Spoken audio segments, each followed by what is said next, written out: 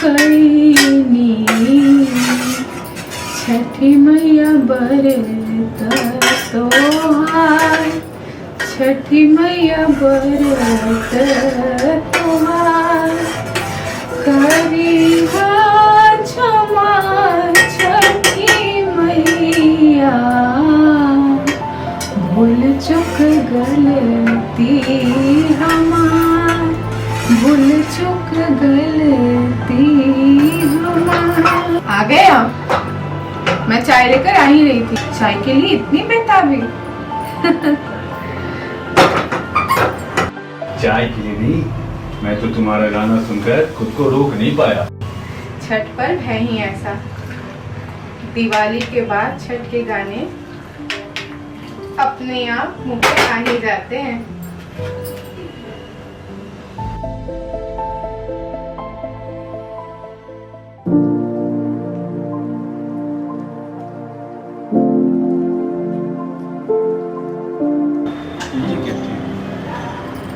सिर्फ ये थी नहीं, नहाए खाए का कद्दू भात, खरना का खीर, छठी माई के प्रति निष्ठा, समर्पण भाव, घाटों पर सभी के चेहरों पे मुस्कान और एक दूसरे के लिए मदद। हाँ, छठ पर भी ऐसा है, तभी तो लोग साल भर इस पल का इंतजार करते हैं। ठीक ही कहती है, साल भर पेट के लिए बाहर कमाए और छठ के दिन लाख परेशानियां हो, इतना भी खर्च हो, गाँव आते ही है पूजा के लिए। पर इस बार हम लोग नहीं जा पाएंगे। अगली बार चलेंगे ना। इस बार तो माँ के नाम होने की वजह से छठ होगा ही नहीं। सूप मेरी बात रामपुर वाली चाची तो हो चुकी है। लाल काकी तो है ही ना।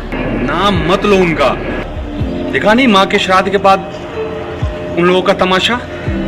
2 फुट रास्ते के लिए हंगामा मचा दिया।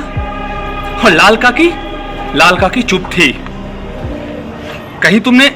अरे नहीं, मैं आपसे पूछे बिना कैसे बोल देती। लेकिन हाँ, वो सपना का फोन आया था, पर मैंने भी मना कर दिया। अब हमारा पूजा भी कोई ना कोई कर ही देगा। अरे चाय ठंडी हो गई, सही मैं गरम करके लाती हूँ।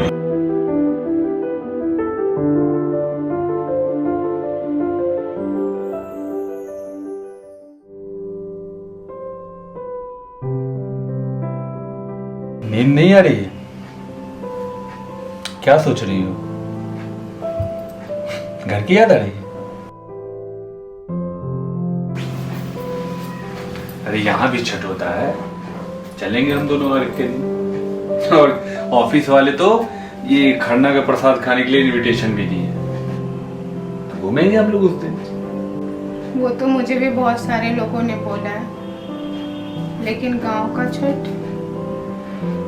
में ठेकुआ बनाना, खीर रोटी बनाना, सबके साथ मिलकर गीत गाना और सारे लोगों के साथ मिलजुल कर काम करना, रात में छठ व्रती लोगों का पैर दबाना, वो सब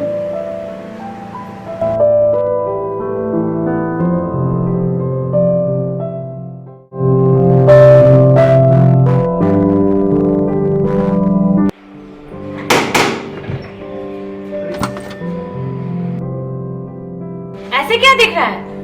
दिमाग फिर गया है या आंखें मोटी हो गई है जो अपनी लाल काकी को ही नहीं पहचान रहा है? अंदर आने के लिए भी नहीं बोल रहा है। जी काकी अंदर आइए। तुम बोलोगे तब अंदर आऊंगी क्या? ये मेरा घर है, मुझे यहाँ आने के लिए किसी की परमिशन की जरूरत नहीं है।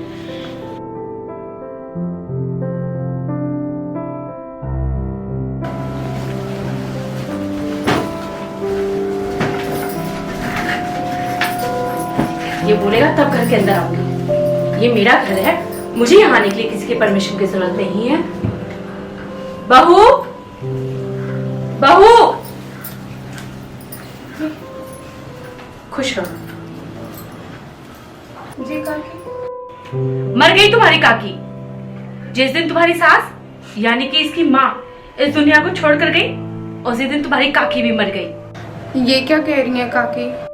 ठीक ही कह रही हूँ। अब तो तुम्हारी काकी वो रामपुर वाली हो गई है ना, वो करेगी तुम्हारा छठ। काकी बहू, इसका तो समझ में आता है कि ये थोड़ा गुस्सैल है, पर तुम तो ऐसा क्यों सोचती हो काकी? राहुल तुम्हारे लिए हमेशा बच्चा ही रहेगा।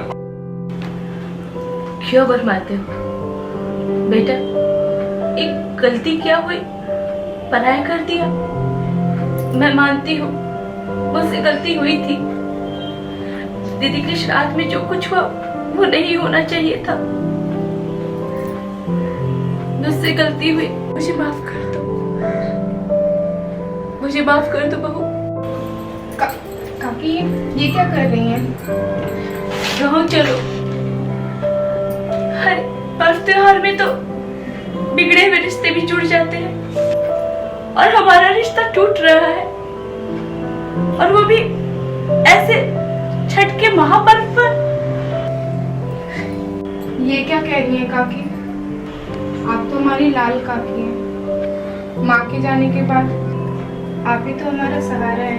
माना कि बच्चे गलती करते हैं, लेकिन बड़े बुजुर्ग भी तो गलती कर देते हैं ना।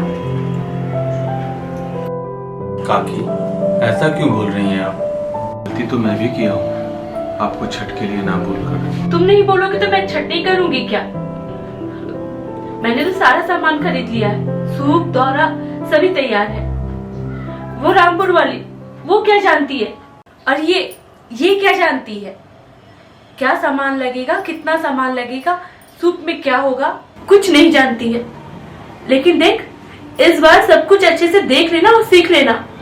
अगले साल तुझे ही सब कुछ करना है, समझ गई ना बेटा? तुम लोग गाँव आ रहे हो ना? काकी आपकी बात करने की हिम्मत है क्या किसी में?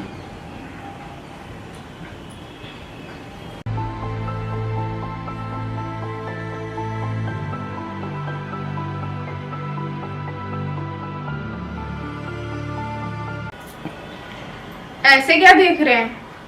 मेरा बैग तो पहले से तैयार है गांव जाने के लिए। पर्व त्योहार रिश्ते जोड़ने के लिए होते हैं, ना कि तोड़ने के लिए।